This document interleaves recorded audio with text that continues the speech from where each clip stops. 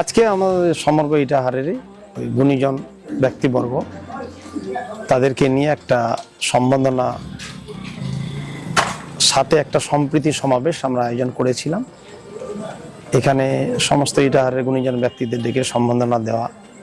এবং শান্তি সম্প্রীতি সৌহার্দ্য সৌভ্রাতৃত্ব যে চিরন্তন বন্ধন আমরা ইটাহারে একটা তৈরি করেছি, যে কোনো মূল্যে এটা অক্ষুণ্ণ রাখা, অটুট রাখা এবং গুণীজন ব্যক্তিবর্গ যারা সমাজের প্রতিষ্ঠিত ব্যক্তিবর্গ যাদের আমরা আশীর্বাদ এবং অনুপ্রেরণায় আমরা জীবনযাত্রায় চলি, যাদের মতামত পরামর্শ আমাদের জীবনের পাথেয়, সেই ধরনের গুণীজন ব্যক্তিবর্গ মৌলানা সাহেব, আমাদের পুরোহিত সাহেব এবং সর্বধর্মের মানুষদের নিয়ে সর্বধর্ম সমন্বয় শান্তি সম্প্রীতি বজায় রাখা, যেটা আমরা একটা মডেল তৈরি করেছি শান্তি সম্প্রীতির সব ধর্মকে নিয়ে সেটাকে অক্ষুণ্ণ রাখা, এই ধরনের আলোচনাগুলো তারা সবাই করেছেন। আমি সবার কাছে কৃতজ্ঞতা জানিয়েছি, তারা সবাই এসেছিলেন।